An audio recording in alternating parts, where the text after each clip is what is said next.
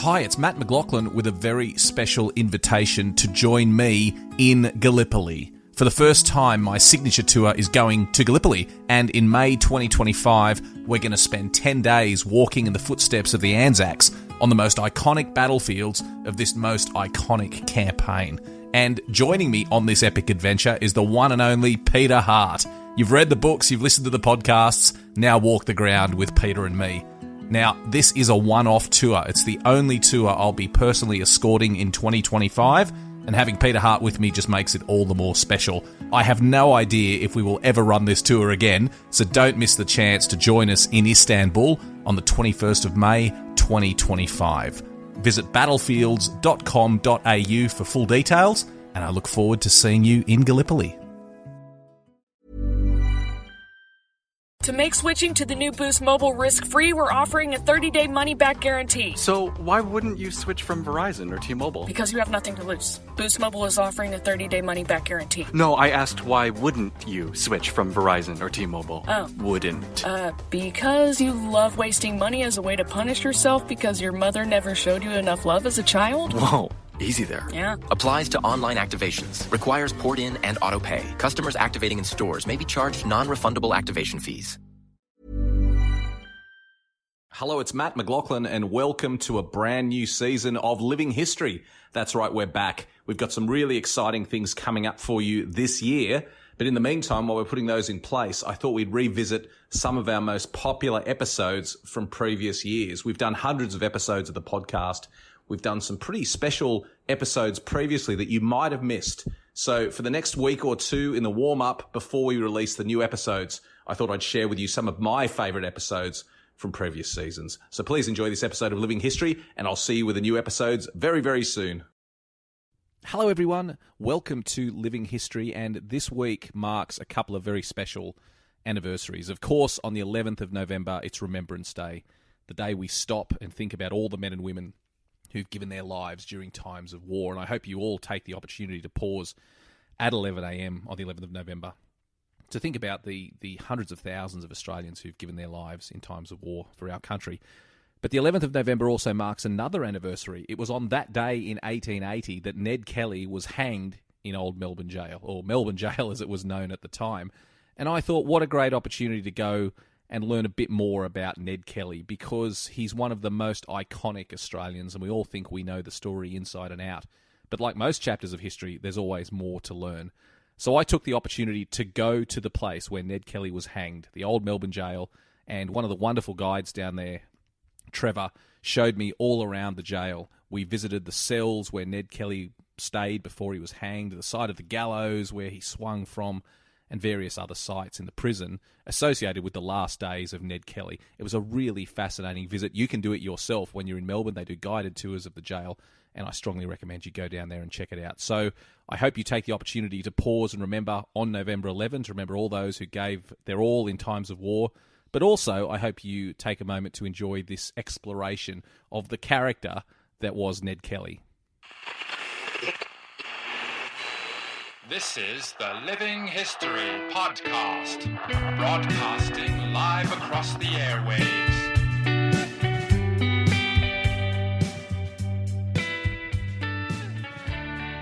Trevor, we're standing here in a relatively modern courtyard outside the jail, but this is really where the story of Ned Kelly's final days begins, doesn't it? That's right. He arrived here straight from Glenrowan after overnighting in Benalla, and they brought him here from North Melbourne Station into the hospital that was in the middle of this courtyard. Now, he was very ill.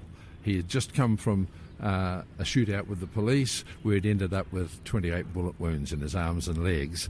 28 bullet wounds? 28. Most of those were from shotgun pellets, I think, but they're still wounds. They were still bleeding. He was in shock. So he was in a pretty bad way. In fact, they were scared he was going to die, and they didn't want him to die. He was the only survivor. The other three members of the gang died at Glenrowan.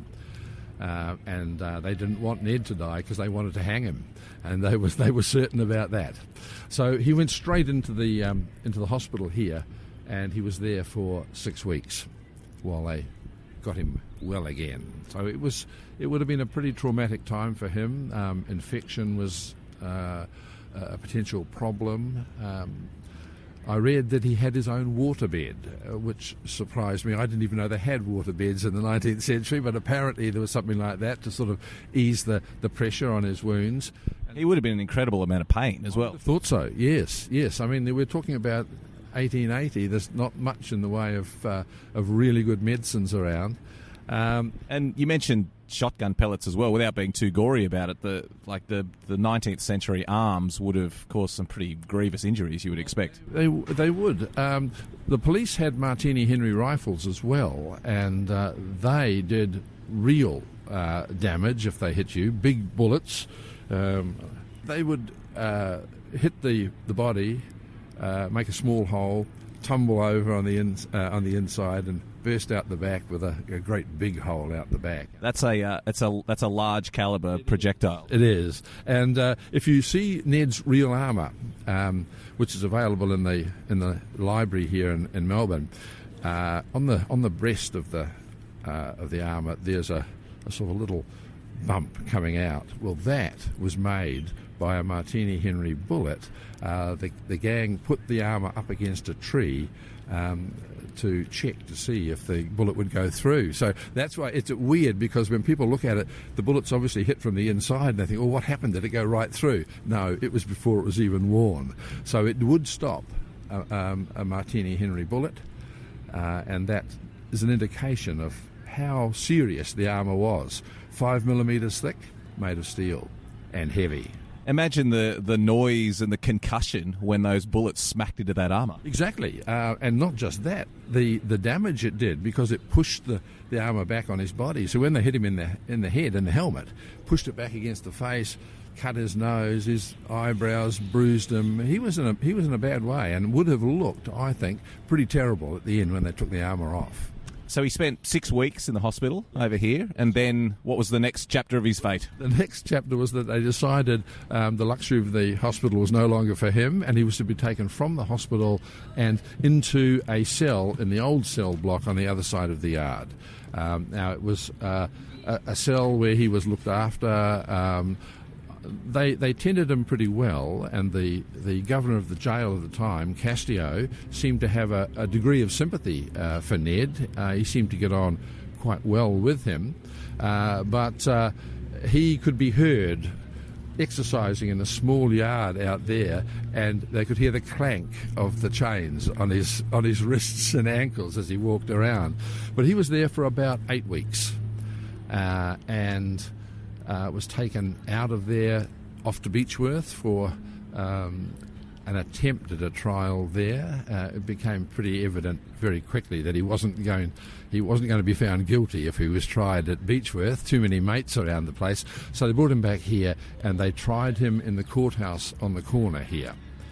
That in itself was a bit of a circus. The trial was supposed to take 1 day, according to the judge, Redmond Barry, because Barry was a bit worried. The trial's taking place at the end of October, and Barry is a horse racing man, and he is worried that if the trial just spins over and over and over, he's going to miss his spring racing carnival and not get to the Melbourne Cup. So he decreed 1 day only. As it turned out, it took 2 days, but the result was obvious. Kelly was found guilty of murdering one policeman of the 3 that he did shoot. They kept the other 2 in reserve in case they needed him if they weren't successful with the first, but they didn't need it. And Barry's condemnation of Ned, he didn't hold back. He didn't like Ned. And Ned remained quiet through the trial. He wasn't allowed to give evidence. That was the rule at the time. They relied on a very, very green lawyer that they had hired in a ploy to try and play for time, which didn't work. It backfired. And this guy, in my humble opinion, I'm no lawyer, just wasn't up to the job. And a lot of opportunities were missed. The result being that Ned was found guilty and sentenced to death. And then he came back here. Obviously, this was where he came to meet his fate. He did. In fact, the sentence itself was theatrical. After the judge did the usual thing, the black cap on the head and to be taken from this place to a place of execution, to be hanged by the neck until he be dead. That was all very solemn. And then Ned himself looks at the judge, leans forward, points at him and says, "I'll go further than that. I'll see you where I'm going. So if you're going to send me to hell, I'll see you when I get there."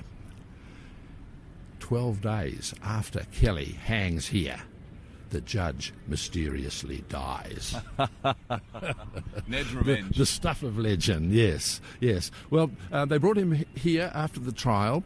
He stays in his cell over there where he's watched because he's now a condemned prisoner, and they don't want him to commit suicide and cheat the hangman. And then on the morning of the 11th of November, about 9 o'clock, they bring him out of that cell and they walk him across the yard past the hospital here, where he pauses to admire the flowers in the garden. He walks right where we're standing here, where there's a door to the jail. Sitting outside the door, I'm not quite sure where, here or there, there's a sort of a gurney, a stretcher on wheels. That's going to take him back out. I don't know whether he notices that, but it would be there, and in through this door. We're standing now in front of a very heavy timber door, painted green, obviously very old. I mean, how long has this section of the jail even been here? This building, they started building it in 1852 and finished it in early 1859. But this section here, the tower here, which includes the gallows, was not open until 1865. So it's got a fair age on it. And it was a new facility in Ned's day. So talk me through. So Ned Kelly, right where we're standing, he approached this door. Okay, he would have come up to this door. There's a great big knocker on the door, which I really love, and I reckon someone would have gone, and the door would have opened, and you're faced with the stairway up to the gallows. So he would have walked through this doorway, up these stairs here.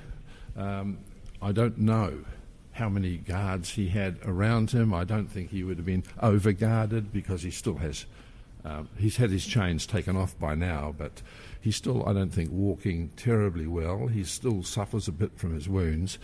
Up these stairs and along the landing here and into the cell next to the gallows. Just to paint people a picture of what we're looking at here, it is a foreboding, multi-storey chamber in this old jail. Everything you'd expect an old jail to be. And, I can see the gallows looming over us there and the cells up above. I mean, I suppose this is exactly the sort of place they would want their condemned criminal to see in his last hours. Dark, gloomy, a reminder that what you've done and what's going to be done to you. Yes, this is not a nice place.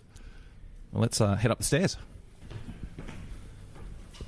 Walking up the stairs in the footsteps of Ned Kelly. Pretty extraordinary. They always brought their condemned people to the cell because it was so easy to get someone out of here onto the trapdoor and through the hole. A good hangman could do it in less than 30 seconds. We're standing, it's 2 metres from the rope, from the door of the cell to the rope. It's quite extraordinary. So let's go into the cell. Because it was built after the majority of the jail block here, the cells are bigger here. So we had a little bit of room to stretch out, but it needed to be bigger because they had other people in here. While Ned was in here, he had his opportunity to make his last confessions and things like that to his priests. They were in here. He had about an hour just finishing things off, if you like, ruling a line under his life. And then the sheriff arrives at the door and demands the body of Edward Kelly. And this is a signal for Governor Castillo to hand over responsibility for Ned from the jail to the sheriff. And so now Ned is totally in the last leg of the system. At that time, the cell door on the opposite side of the gallows, the mirror image to this cell, that door opens, out comes the hangman. Now, he is a character. He's one of only 21 men who did the job of hangman in Victoria. No women. It wasn't a fit job for a woman. And they were all pretty weird. And Upjohn, I think, is right up there. He is one of the weirdest. He came from Ballarat, which is not in itself weird, but he was about my age. He was in his around about 60. He had never done this job before in his life. He got the job because the regular hangman had taken off. He'd quit. And so they'd called for volunteers here in the jail, and Upjohn had volunteered. And they'd agreed he'd do the job, and they said they would pay him £5. That was his emolument. I think that's $300 and something today. Now, he'd been in jail many times. He was a prisoner here, as most of the hangmen were, and he'd had a pretty long list of weird crimes, things like stealing trousers, collecting sewage without a licence, spreading sewage on the streets of Ballarat, going to the toilet through the window of a train. And at the time he was in jail, when he hanged Ned, he was in jail because he'd been caught in a chicken coop without a lawful excuse. And the glorious thing, when the newspapers reported on that crime, they noted that the chickens were very disturbed. Well, this is the guy who's got this responsibility. It's his first. He's never hanged anyone in his life before. So he comes across, and in this cell, he prepares Kelly to hang, which means he ties his arms back so he can't grab the rope and interfere. He places a folded cap on Kelly's head, which is going to be pulled down over his face at the last minute so he can't see anything and doesn't know exactly when he's going to die. And then he puts a leather strap round Kelly's knees. They take him out onto the trapdoor here, and Kelly stands under the rope. Now, we've got a rope on the gallows now, as you can see. It's not a real hangman's rope, but it looks like it. They used a 3-strand rope, and it had been carefully measured, about 8 feet long. And the rope was that long because Kelly was the weight that he was, about nearly 80 kilos, and they'd worked out if you weighed 80 kilos, you needed to drop about 8 feet. Now, to me, that seems a lot, but that's what they had. You had to drop that length because when you hit the end of the rope, you stop with a bang and your neck snaps. To get people excited about Boost Mobile's new nationwide 5G network, we're offering unlimited talk, text, and data for $25 a month. Forever. Even if you have a baby. Even if your baby has a baby. Even if you grow old and wrinkly and you start repeating yourself. Even if you start repeating yourself. Even if you're on your deathbed and you need to make one last call. Or text. Right, or text. The long-lost son you abandoned at birth. You'll still get unlimited talk, text, and data for just $25 a month with Boost Mobile. Forever! After 30 gigabytes, customers may experience slower speeds. Customers will pay $25 a month as long as they remain active on the Boost Unlimited plan. Forever! Now trending? Fall. And DSW's here with all the obsession-worthy shoe trends you need in your closet. Feeling fierce? DSW's got bold snake print boots and a retro sneaker with animal print details. Going for demure? Kitten heels are the eye-catching yet walkable heel all over your feet and all over DSW. From edgy moto boots to sweetly simple ballet flats, find the must-own shoe trends of the season right now at your DSW store or dsw.com. If your neck doesn't snap, you're in big trouble. There was a noose at the end of the rope, a great big knot. Upjohn puts the noose over Kelly's head, pulls the knot tight, and lodges the knot just under the left ear. They think that's where you put it to make maximum damage. And then he pulls down the cap over his head so he can't see anything else. And the next thing he does, he steps off the trapdoor and pulls the lever on the other side. There is a huge crash. And this wooden trapdoor on the floor just drops open. Kelly plummets down, hits the end of the rope, stops with a jerk, and his neck snaps. He's instantly unconscious. He doesn't feel another thing, but of course that noose keeps tightening around his neck. It stops blood getting to his brain and oxygen getting to his lungs. And in a couple of minutes, it's all over. Ned Kelly's dead. How much of what we're looking at here, standing in front of the gallows, the huge beam, the lever, the trapdoor itself, how much of this is original that was here during the Kelly execution? A great deal of it. When this jail closed in 1924, they took this stuff out and set it up in Pentridge Jail and hanged another 11 people there. But when they set it up in Pentridge, they had to cut the trapdoor to fit. And so when it came time to bring it back here, when Pentridge closed in 97, the trapdoor didn't fit in the hole. And we have the real trapdoor sitting in that cell there. It's a pretty awful thing to behold. But this trapdoor is a pretty good facsimile, and all the fittings, the hinges, the little rings to pull it back up again, and all the mechanism underneath, that's all original. The beam is original. The metalwork around here is original. That lever that makes it work is probably not original, but the original one would have been the same, and it slotted in and out, so you only put the lever in when you were going to use it so that you didn't have accidents. So it's pretty authentic. Fantastic, just in time for the school kids. Trevor, we're standing in front of the death mask of Ned Kelly. Why did they even make these in the first place? Oh, they made them because they believed in those days they could tell what your personality and character was like by the shape of your head.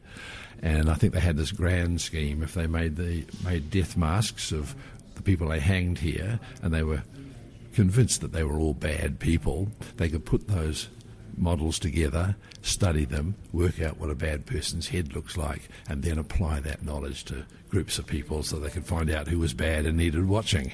Now, of course, it's a load of rubbish, but it has given us these bizarre but amazing artefacts in the jail.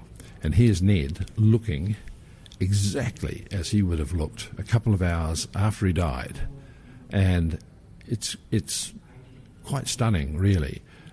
He looks quite peaceful, which many people reflect on. There's no bulging eyes or anything like that. He looks peaceful. And, of course, the accuracy of it is sometimes quite frightening. Some of the death masks in the jail, you can still see eyelashes in them that are pulled out of the body, and they're in exactly the right place. Now, this wouldn't have been the first model out of the mould that they made, because once you've got a mould, which they made first, you can fill it with plaster as many times as you like and get as many death masks as you like. And Ned, of course, was a celebrity. So if you owned a death mask of Ned Kelly, that was a license to print money. But this must have been pretty close to the first off the line. I know where 6 of these are at the moment still. You can see them around Australia. So if they made 20 before, then 6 still remain. Of course, they're very fragile. If you drop that, you just end up with a lot of plaster crumbs on the floor. But this one, not just because it's Ned, but because it stands out from the wall in the jail here, is special. Because when you go round to the back, you can see the mark of the rope round Ned's neck. Absolute proof that he was hanged, and you can see it, just the fold of the skin round the back of the neck, heading up to underneath the left ear, which is where the knot would have been placed. Just extraordinary. You can see that quite clearly in the plaster, the rope mark around his neck. So what a piece of history. It is. It's a real piece of history, and I have to admit, no matter what your impressions of Ned are, if you have to lift that death mask and carry it somewhere when you're cleaning or something else in here, it's special. It's special. Now, we can go forward a little bit after all that stuff happened, because once they made Ned's death mask, they took him out to a long skinny yard at the back of the jail and they buried him. Now, he stayed there from 1880 until 1929. They always buried the victims of the rope there, because there was a law passed that said if you were hanged in the jail, you were buried here as well. And that came to pass in part through what happened to George Melville in 1853. they used to give the bodies back to the families, and they would have a funeral and bury them and all that. But of course, really early in the colony's history, there weren't families for most of these people, so they were just buried anyway. But in 1853, George Melville was hanged, and they gave his wife the body. She didn't do what was expected of her, and she took his body down to her oyster bar in Little Bourke Street, laid him out in the front window, surrounded with ice and flowers and ribbons, and for 2 days she used his dead body for advertising. And she stood out in the front of the shop and she spruiked, "Here, come and have a look at my husband George, what those rotten people at the jail had done to him, and while you're here, come and buy some fish and chips."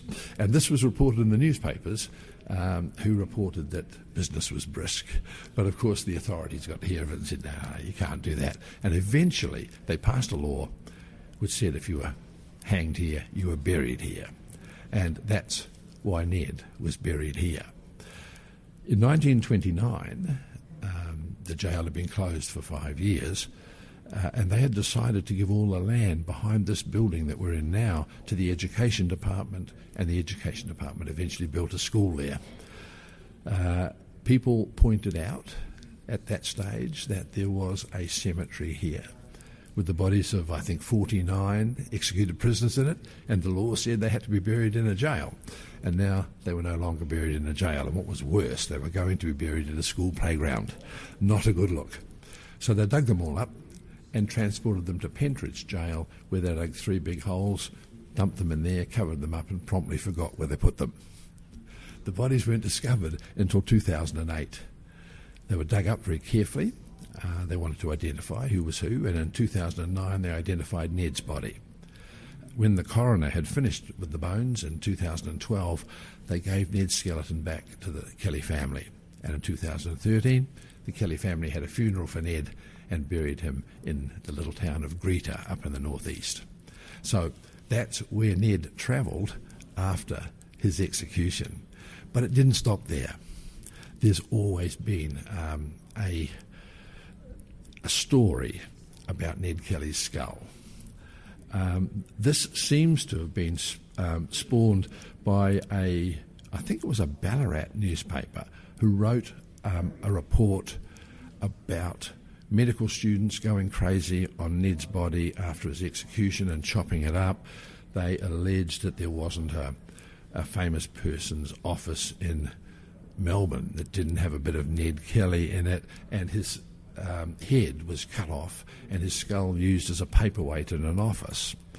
Now, this story gained quite a bit of impetus from people who were interested in Ned Kelly, and it was always assumed that that's what had happened. Now, when I first came to the jail as a tourist in 1970s, in one of the cells there was Ned Kelly's death mask, and right beside it, Ned Kelly's skull. Now, you knew it was Ned Kelly's skull because it had Ned Kelly written on it, but that's how it was advertised here at the jail. And that skull was stolen and eventually held to ransom. And we got communications from the person who had it in Western Australia, offering to give it back if we could guarantee a decent burial for it and that sort of stuff. Now, National Trust was a bit embarrassed about this situation because we really didn't want to be dealing in human remains, and we probably shouldn't have had the skull on show anyway. But eventually that skull was returned, and DNA tests were made upon it through one of the Kelly family still alive, and it was conclusively proved that the skull was not Ned's. So Ned's that paid a bit to the rumour, but the next thing that made it even surer that the skull wasn't Ned's was the discovery of Ned Kelly's skeleton at Pentridge. And we have a photograph of it here. And there's Ned's skeleton, and you can see a large chunk of the skull is still there. So this skull that they had here couldn't be Ned's. And what's more, the top of that skull, it's not a great photograph there, but when you look at the actual bone, it's been cut on the top. So it's been worked on during an autopsy, and there were a couple of other cuts around the body too, which suggests an autopsy. So really, the only bit of Ned's skull that's missing is this front piece here, and it wouldn't have been intact, it wouldn't have had any integrity, so it could be anywhere. It was a great mystery while it lasted, but the only part of that mystery that still survives is whose skull is that? Trevor, we've just come into one of the cells here, and there's a full collection. There's 4 death masks here in front of us of other prisoners that were executed. What can you tell me about these? Well, I love this cell because it gives you there's a great story for each one of these 4 men, but it shows you how accurate these death masks are. We're standing in front of Alfred Archer's death mask now, and if you look at it very, very closely, you can see he has a full set of eyelashes sticking out of the plaster. Now, that in itself is pretty ghoulish, I suppose, but those eyelashes have pulled out of the body into the plaster mould they made, out of the plaster mould and into that model, and they're in exactly the right place. Now that is fine detail. It's quite extraordinary.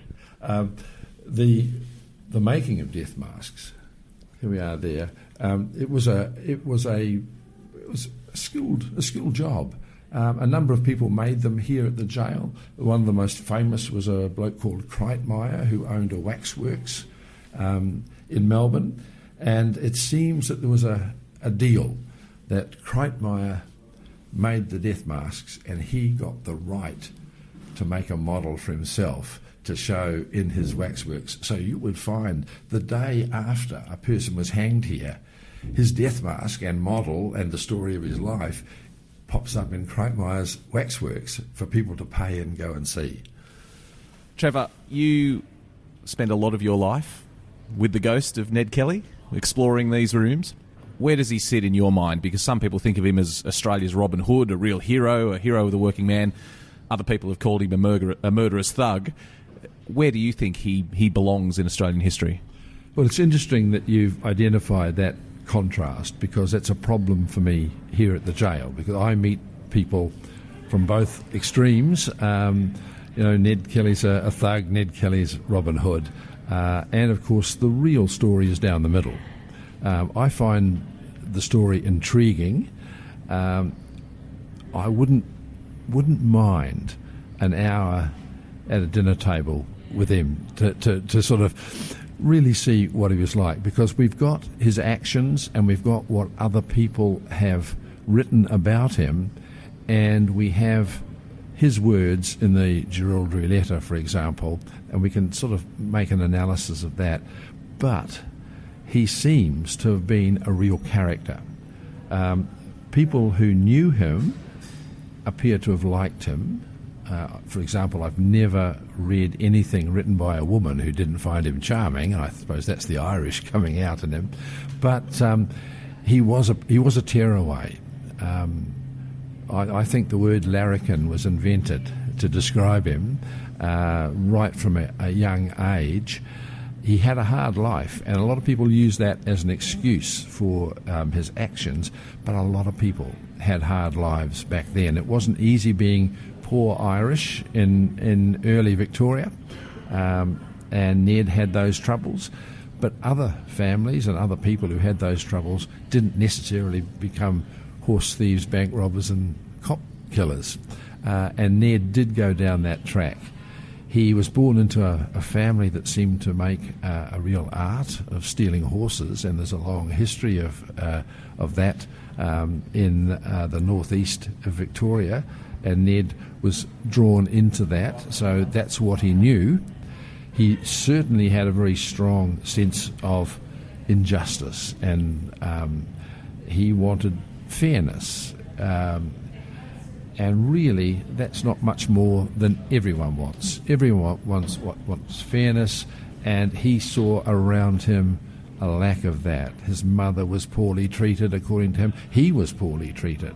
The way he was treated here in the jail, not by the jail people necessarily, but during the court case, it wasn't very fair.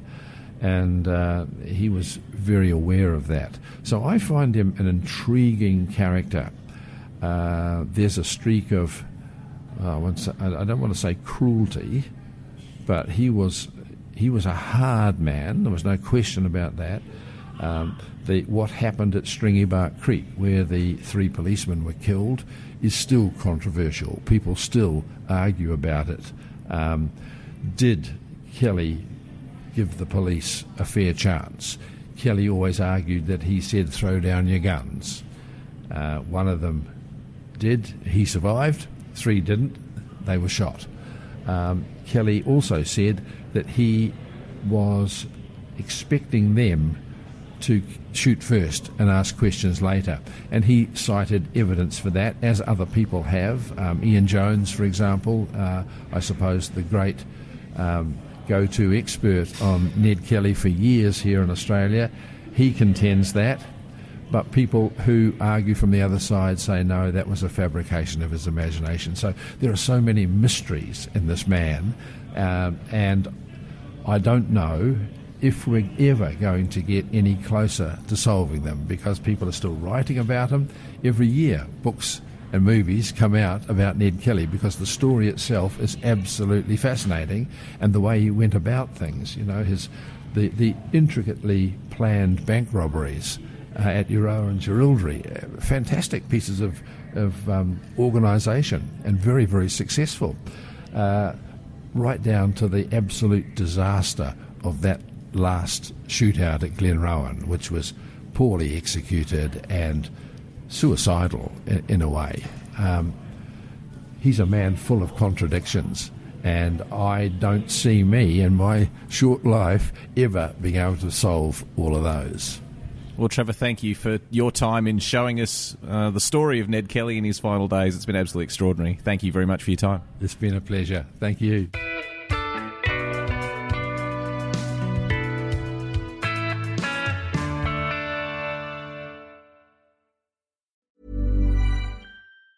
The new Boost Mobile network is offering unlimited talk, text, and data for just $25 a month for life. That sounds like a threat. Then how do you think we should say it? Unlimited talk, text, and data for just $25 a month for the rest of your life? I don't know. Until your ultimate demise. What if we just say forever? Okay. $25 a month, forever. Get unlimited talk, text, and data for just $25 a month with Boost Mobile forever. After 30 gigabytes, customers may experience slower speeds. Customers will pay $25 a month as long as they remain active on the Boost Unlimited plan.